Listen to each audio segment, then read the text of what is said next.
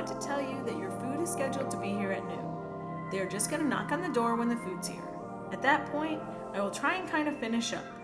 If he's not done, we're going to get to a part where I can make a logical pause and you will be given your lunch. It might seem like, oh, let's go ahead and eat while we're hearing testimony. But, one, you need a break.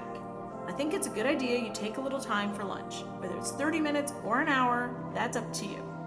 Also, some of these photographs are not going to be things you want to see when you are eating lunch, of course.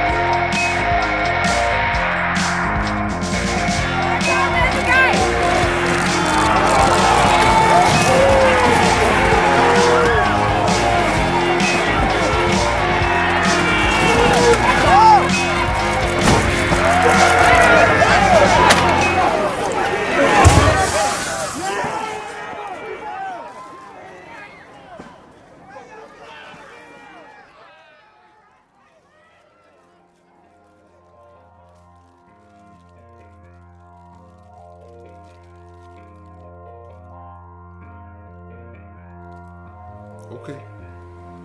So this is your opportunity to kind of lay it out. I know that you were concerned about, I think you said you saw some websites about snitches and so forth. Yeah. And so is that from concern from in the community? Yeah. It could be from anywhere, you know? Could be anywhere. It just be anywhere. I'm not even sure, you know? We get it. This has caused a lot of people to take sides, and we just want to figure out what happened. Uh-huh. We really do. Uh-huh. We just want to know what you saw. Okay. Is there something specific that you don't want to tell us? No. Because I'm concerned that you might have been directly threatened, or there are people, because you keep looking down when you talk about it. I'm not comfortable. I'm just like, after this, you know, I think of stuff like that. I said, like, you know, everything that I've done, and like I said, I go to work, and I go to the store, and little kids, they recognize me, and lots of people. If I get paid a nickel every time I hear the word superstar, you know, I'll be rich or whatever. I don't know. It's just... You know you're not in trouble to feel this way. You are not in this alone.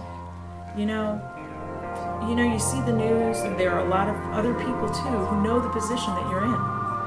And I know that it's a lot different talking when the cameras are rolling than when you're talking to us, because you understand that there are lives that are affected, specifically Michael Brown's parents, also the lives of the officer and Furguson police officers. Look, I know you are a good person. You have a family Yes, that I you're do. concerned with. So if there's something more going on, if you want to explain, and I suspect that there is, we need to do that, okay? Yeah. Do you trust us? Yeah, I trust you.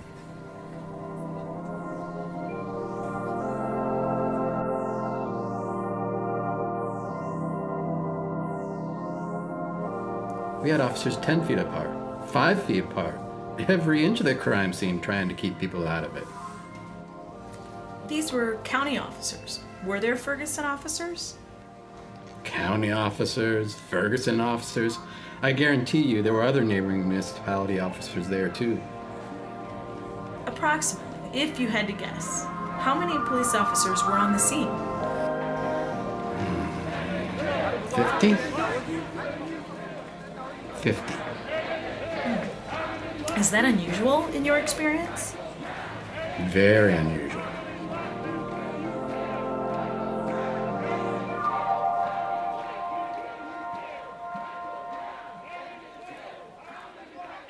But you're concerned. That's why you quit doing media interviews? No, because after that, I just saw I did so many, and all these reporters that come to my house, call my phone, come on my mama's house. I don't know how they got my mama's address. They call my next door neighbor. I don't know how they got her number. It was just like when I get home, it's been good 2 weeks after his death, and they like when I get home, I like to straighten up my apartment. I like to straighten up and make sure that everything's right. I got kids, you know. I like to straighten up and relax. That's the first thing I like to do when I get home. There may be 3 or 4 waiting on me, you know, trying to get a piece of me and stuff like that, whatever. And you know, they throw cameras in my face and say, this is live. And I'm like, okay, whatever. But just after so many of them, it's just like, they hit me. The same night after doing that show, I come back to my home. My fiance came home too, and we kind of had some words exchanged, and she didn't want to give me a kiss or whatever, but normally when she don't do that, I go up and I mess with her. But I didn't bother her at all about that. I just went to the kitchen, started fixing me a sandwich. I got 2 pieces of bread out, and I'm just pacing back and forth in the kitchen. I started sweating and being real nervous. And my fiance walking around, you know, with an attitude. I stop her in the kitchen. I say, look, you know, right now, what you want right now is petty right now. And I just want to tell you right now, I'm feeling very, very sick right now. Very sick. I'm shaking and I'm nervous. And right now I'm scared, you know. It's just that since that day, it's been kind of different. Like I said, my stomach started hurting. Then one morning, Monday morning, on Mondays, I have to be at work at 6 in the morning to go to the office. But I woke up at like 5 something with some real chest pains. So, you know, it was just almost like, you know, something trying to happen, you know?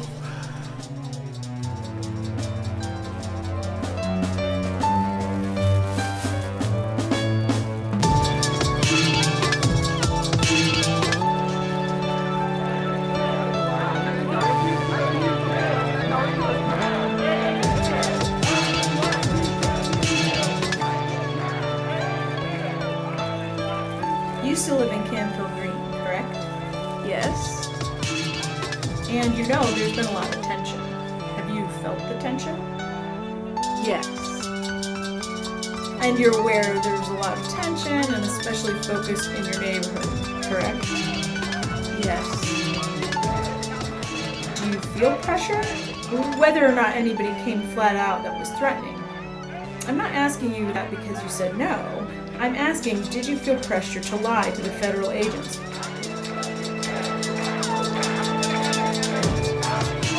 Do you feel pressure to come in here today and say that you didn't see it when in fact you did? No. Okay, so you're saying the reason you lied to federal agents is that you just kind of thought you wanted to be part of it. Yes.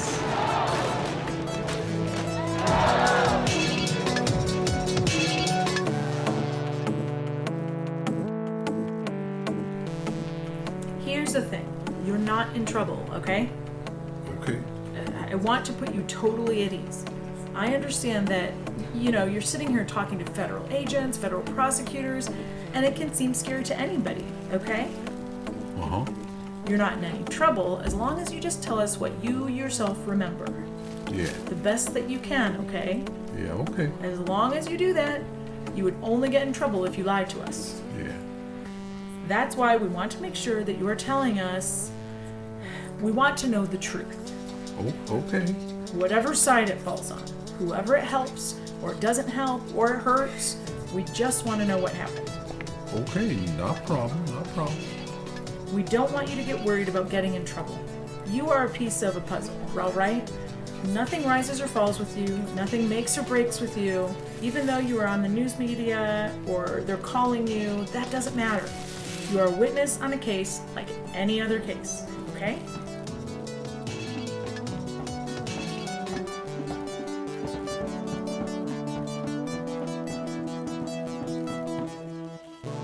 We just want to know what you yourself heard and saw.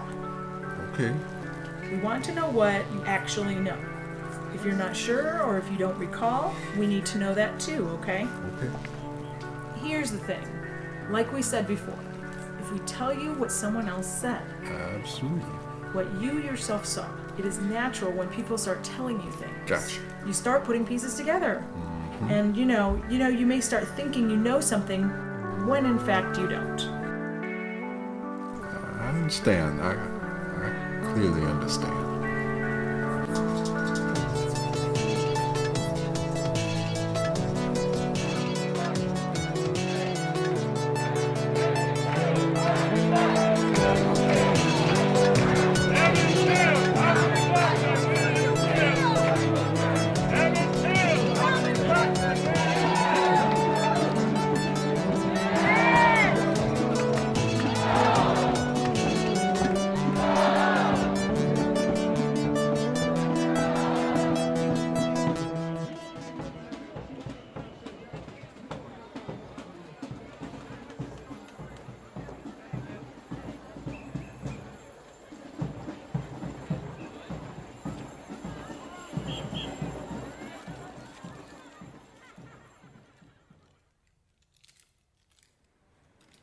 As you can tell, we've kind of rearranged.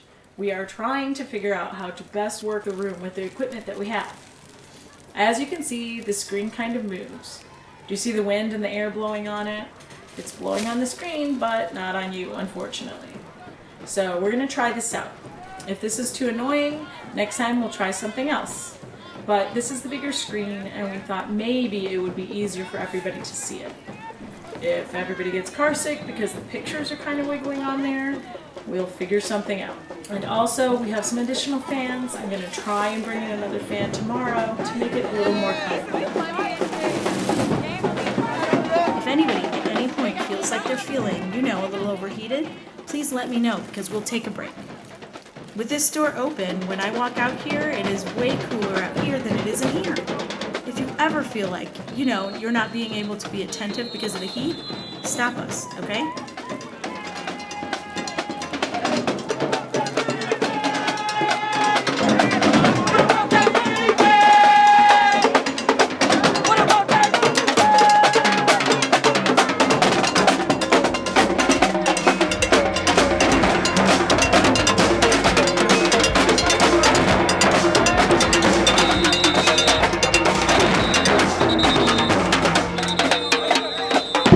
Your child laying on that ground? What if that's your daughter laying up there that the police shot? What would you do? Would you sit there and see somebody else's child that I don't even know lay on that ground? I don't know these kids, but just think, y'all. What if that's your boy? Picture your boy laying on that ground. Picture blood running out his face. Picture that boy's arms wide open and saying, whatever, His hands up in the air. Take your time right now and close your eyes. Please close your eyes. Close your eyes for a minute and just think that's your child, your nephew, your daughter laying on that ground. What would you do? Would you sit there and let him bleed? Would you ask him, can you help him?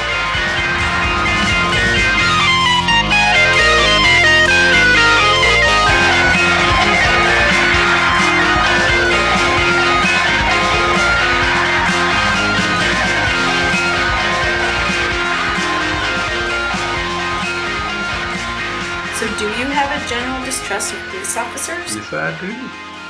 So you don't like to be... I don't like them. I know we can't live without police, okay? Because this world would be messed up, You turn on the TV all the time, people killing people every day. But I don't like it when they make a mistake like that and don't try to, straighten it out. And so when you say you're here of your own free will, you're only here really because I subpoenaed you. Right, correct. And have I treated you fairly? Oh, yeah, right.